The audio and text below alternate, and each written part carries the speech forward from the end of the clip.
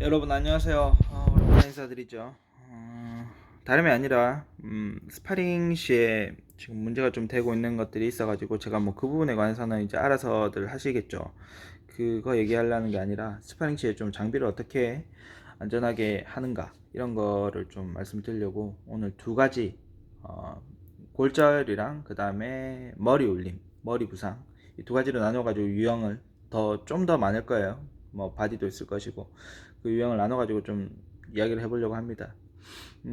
일단 제가 뭐 이야기 들어가기 앞서가지고 저도 스파링 하다가 뭐 제가 다친 적도 되게 많지만은 전 좋아서 했고 그 다음에 본의 아니게 저랑 스파링 하다가 다치게 한 친구들이 있어요. 제가 잘 마무리해 준 경우가 되게 많다라고도 생각은 하는데 뭐 아 형 괜찮아요 제가 알아서 그냥 이렇게 하다가 치료했어요 하는 경우도 진짜 많이 봤거든요. 많이는 아니고 그러니까 생각이 날 정도니까는 사실 뭐 솔직히 말씀드려서 많지는 않지만은 정말 미안합니다. 스파링 하다가 뭐 어떻게 됐든 간에 무지함으로 생긴 다 부상들이기 때문에 뭐 괜찮아요 알아서 치료했던 그런 친구들이 있는데 이 자리를 빌어가지고 뭐 제가 원만하게 지내고는 있지만은 다시 한번 더 좀 더 고급자로서 이렇게 좀 돌아보지 못하고 스파링을 했다는 점 다시 한번 더 정말 정말 양해를 구합니다. 뭐 어쨌든 진짜 미안해요. 그래서 사과 한번 하고 음, 시작할게요. 일단 그리고 스파링 할 때 골절 상황이나 이런 머리 울림에 관해서 설명을 할 건데 이걸 제가 아는 이유는 제가 스스로 자초를 해가지고 맞아가면서 이걸 테스트를 했어요. 그냥 맞아가면서 스파링을 한 게 아니라 뭐 타입별로 이게 어떻다 이래가지고 막 나열을 해놓고 그 제가 직접 뭐 남 시킬 수 없으니까요. 제가 맞아가면서 운동을 이렇게 했었는데 부상도 좀 실제로 하다가 많았고 그런 적이 있었어요. 그래가지고 이걸 좀 설명을 드릴 수가 있을 것 같네요. 이전에도 제가 설명을 드렸지만은 골절을 먼저 얘기를 해보죠. 그 골절 같은 경우에는 원리는 되게 쉬워요. 눈에 딱딱한 게 닿으면은 체중과 같이 이렇게 데미지를 받으면은 이게 부서지는 겁니다. 깨지고 이제 골절이 나는 거죠.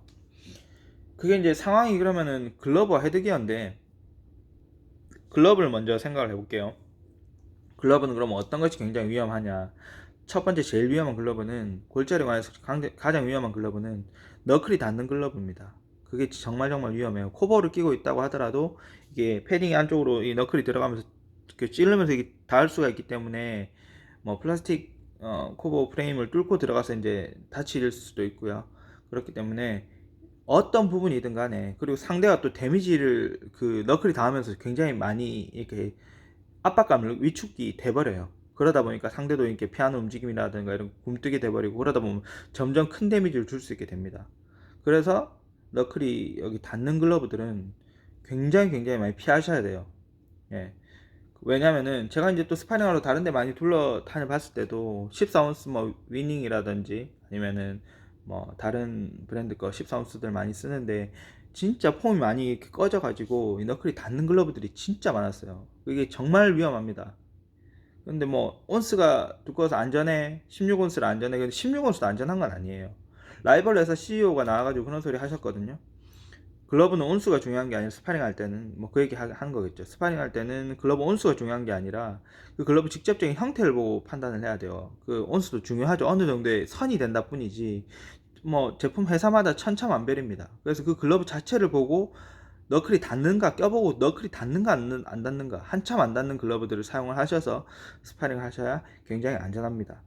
이게 첫 번째로 골절을 예방하는 방법. 두꺼운 글러브, 그러니까 뭐 무겁고 헤비한 글러브는 또 나중에 머리 울림 때문에 위험할 수 있기 때문에 그거는 이제 젖혀주더라도 어느 정도 데미지를 안 줄 수 있는 이런 패딩이 아주 완화가 잘 되는 이런 글러브들을 사용을 하셔야지 골절을 예방할 수가 있습니다. 그리고 두 번째는 이제 또 헤드기어죠. 헤드기어 안은 내부 프레임이 내측 프레임이 얼굴을 같이 강타하면서 외부 압력에 의해서 내부 프레임이 이렇게 찍어 누르면서 뭐 멍이 들거나 골절이 나는 경우도 있어요. 이게 충분히 나는 경우고 아주 빈번한 상황이기 때문에 헤드기어도 이런 것들을 선택을 잘 하셔야 돼요. 그래서 뭐 무조건 저렴하다고 나쁘고 이런 건 아니고 또 헤드기어를 써보셨을 때 충분히 어느 정도 해서 이게 헤드기어가 진짜 좀 까다로워요. 어느 정도 써보고 자기 두상에 맞아야 되고 뭐 동체 시력도 이렇게 피해를 안 주는 상황에서 그 자기 얼굴에 잘 맞는 헤드기어 맞아도 어느 정도 데미지가 완화되는 헤드기어 그런 걸 쓰셔야 이제 되는 거죠. 그래서 저는 헤드기어의 어느 정도 덕목이라고 할까요? 그런 건 어떤 거를 저는 생각을 하냐면 안이 푹신하고 밖이 딱딱한 헤드기어 이게 굉장히 좋습니다. 그리고 또 상대방이 또 글러브를 아까 말한 대로 패딩이 너클이 닿지 않는 두터운 패딩을 쓴다고 하면은 이 그닥 문제될 게 없거든요. 헤드기어를 치더라도 자기 손도 안 아프고 부상 방지도 되고, 그래서 그렇게 이렇게 하다 보면은 굉장히 두꺼운 글러브, 그리고 방어력이 좋은 헤드기어 이렇게 두 개로 나누어져서 쓰게 돼요. 그래서 이제 이런 골절상들은 그렇게 하다 보면은 얼굴에 대한 골절상들을 거의 다 예방할 수가 있어요. 뭐 이어패드 뭐 이런 거 해가지고 뭐 이제 맞고, 이어패드 얇으면 맞고 이제 데미지가 이런 것도 있긴 한데, 그거는 이제 바로 이제 지금 설명드리는 이제 머리 울림하고 또 연관이 있어요.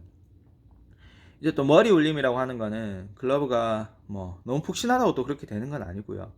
뭐 이렇게 쳤을 때 마찬가지로 또 글러브랑 헤드기어예요. 이게 쳤을 때 이게 마찬가지로 뭐 너클이 안 닿더라도 무겁고 이제 헤비한 글러브가 이렇게 뻥 때리면 여기가 딩 하고 울리는 이런 탄탄한 패딩이나 이런, 그러니까 하드하거나 탄탄한 패딩이고 무거울 시에 머리를 가격했을 때, 그리고 또 헤드기어 내부 내측 패딩이 또 탱탱하거나 막 이렇게 두터울 시 머리를 굉장히 심하게 울려가지고 그런 데미지가 발생을 해서 쉽게 다운힐을 당하거나 쓰러지는 또 경우가 있어요. 이런 거는 나중에 당연히 뭐 실험 결과도 있었지만은 쭉 이어져서 뇌부상으로 이어지는 경우도 있습니다.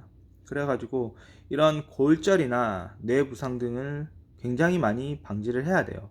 근데 저 같은 경우에는 처음에 골절을 꼽은 이유가, 왜 골절을 꼽았냐면은, 그게 이제 맞다 보면은 점점 뭐라 그럴까요? 이 푹신한 것보다는 이 너클이 닿는 글러브가 정말 위험한 게, 상대가 맞다 보면서 정말 이렇게 주먹이 세게 느껴지고 위축이 돼요. 그래서 원래 공평하지 않은 상황에서 이제 스파링을 하는 거기 때문에, 내 글러브가 푹신하고 그 상대방이 날카로운 글러브, 이제 너클이 닿는 글러브, 딱딱한 글러브를 쓸 때는, 주먹이 닿는 글러브를 쓸 때는 점점 한쪽에서 이제 위축이 되기 때문에, 그런 걸로도 이제 자잘하게도 승부라기보다는 스파링 승부가 아니죠. 이렇게 갈려버리기 때문에 부상으로 이어지는 경우가 굉장히 많습니다.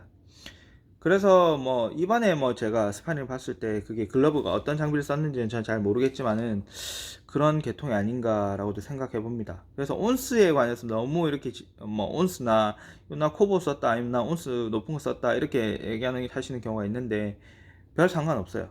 직접 글러브 보시고 쓰셔야 돼요. 저는 심지어는 16온스인데 10온스 같은 글러브도 봤거든요. 그래서 이렇게 너클이 닿지 않는 딱딱한 게, 기억하세요. 어떤 환경이든 모든 장비를 착용을 했을 때 골절상 예방하려면은 딱딱한 게 얼굴에 닿지 않는, 푹신함이 얼굴에 닿는 그런 상황이 돼야 되고, 뇌부상을 예방을 하려면은 이렇게 머리 울림이 적은 패딩, 흡수가 잘 되는 그런 장비들을 아주 잘 선택을 하셔서 사용을 하셔야 됩니다. 그래서 뭐 강도를 낮게 않으면은 다 문제가 없죠. 뭐 14온스 얇은 걸 쓰나 어떻게 하나 다 문제가 없죠. 근데 하다 보면 당연히 세지고, 뭐 취미 삼아 운동하시는 분들만 있는 것도 아니고 그렇잖아요. 그래서 저도 이런 것들까지 알아내는데 진짜 많이 쳐맞아 보면서 했습니다. 이거 진짜 몸 많이 상할 때까지 맞아 보면서 하고 참 비참하게 운동했는데, 이런 지식들이 좀 많이 퍼져 있어야 한다고 생각을 해요. 뭐 어려운 것도 아니잖아요. 되게 짧은 내용이잖아요. 그러니까 이런 것도 좀 참고를 하셔가지고 스파링을 하시면은 많이 도움이 되실 겁니다. 그리고 아까 제가 앞전에 좀 짧게 설명해 드리면 위닝 이야기했는데, 위닝이 나쁜 게 아니에요. 위닝도 뭐 스파링 폼으로 나온 게 또 따로 있어요. 되게 두껍게 설계도 틀리더라고요. 그런 폼으로 된 위닝 글러브를 사용을 하시면 되는데, 트레이닝용으로 이렇게 막 쓰던 거 이런 게 하고 막 스파링 하고 이러더라고요. 그 진짜 다쳐요. 심하게 다쳐요. 그래서 그런 거 좀 자제를 하시고, 자신의 글러브 뭐 물론 지금 쓰고 있는 게 막 아깝다 이럴 수도 있는데, 스파링 할 때는 좀 상대의 안전을, 한번 다치면은 장비 몇십 개값, 몇백 개값 나올 수도 있어요. 그러니까 좀 조심하셔서, 서로 간에 뭐 강도도 중요하지만은 이런 장비를 왜 끼겠습니까? 만반의 준비를 하자는 거잖아요. 그래서 안전한 스파링을 좀 할 수 있도록 문화가 좀 형성이 되면 좋겠습니다. 감사합니다. 그리고 이제 곧 시합이 있는데 제가 곧 그것도 공지하겠습니다. 뭐 비슷한 이런 셀카로 공지를 할 건데, 셀카 지겹다고 너무 뭐라 그러시지 마시고, 자, 비 피해 조심하시고요. 곧 태풍이 올라옵니다. 다음에 뵐게요. 시합 준비 잘하겠습니다.